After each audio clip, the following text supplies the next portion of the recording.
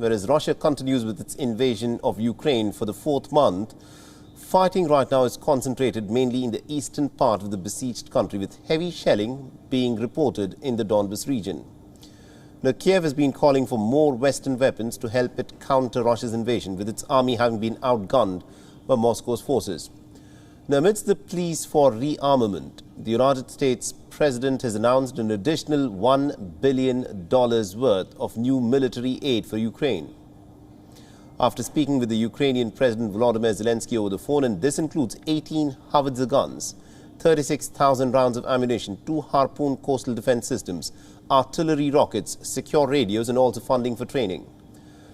Joe Biden has also announced an additional $225 million in terms of humanitarian assistance, which is aimed at helping to provide safe drinking water, critical medical supplies, and healthcare, along with other essentials for the embattled country.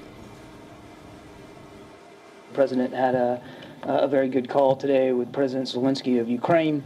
It was an opportunity for President Zelensky to update President Biden on what's going on the battlefield. We're announcing today, I think you saw, $1 billion in additional security assistance to support Ukraine's armed forces in their brave defense of their country. Meanwhile, the Ukrainian president has welcomed the additional help from its Western ally, emphasizing that it will help the Ukrainian efforts in Donbas. Zelensky has warned that its army is outgunned by Moscow's forces 10-1. Сполучені Штати оголосили про нове посилення нашого захисту, новий пакет підтримки на $1 мільярд. Це береговий захист, це артилерія, сучасні ракетні системи. Будемо чекати. Вдячні за цю підтримку. Вона особливо вагома передусім для нашої оборони на Донбасі. Volodymyr Zelensky also spoke with the British Prime Minister Boris Johnson. Prime Minister Johnson later took to Twitter to reiterate London's support to Kyiv, as Britain has announced its delivery of advanced multiple launch rocket systems to Ukraine. Meanwhile, in Brussels, the US Defense Secretary Lloyd Austin met with some 50 countries of the Ukraine Defense Contact Group at the NATO headquarters and has urged them to step up the arms shipments to Ukraine.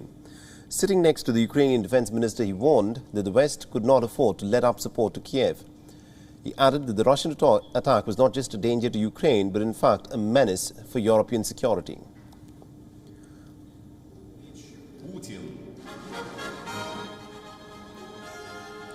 Now, as the West continues to support Ukraine fight the Russian advance, Russian envoy to the United Nations has denounced the Western nations for supplying weapons to Ukraine. He also yesterday charged the US-led allies of fighting a proxy war in Ukraine, alleging that the blood of civilians was actually on the hands of the Western leaders. I would like to say to the Western countries supplying weaponry to Ukraine, the blood of civilians is on your hands. The tragedy in Donetsk confirms once again that you are fighting a proxy war with Russia with the hands of Ukrainians. But with no end to the war in sight, Western allies continue to rally behind Ukraine. The leaders of the European Union's 3 biggest countries, Germany, France and Italy, are expected to visit Ukraine today. And on Friday, the European Commission is due to make a recommendation on Ukraine's status as an EU candidate. WION is now available in your country. Download the app now and get all the news on the move.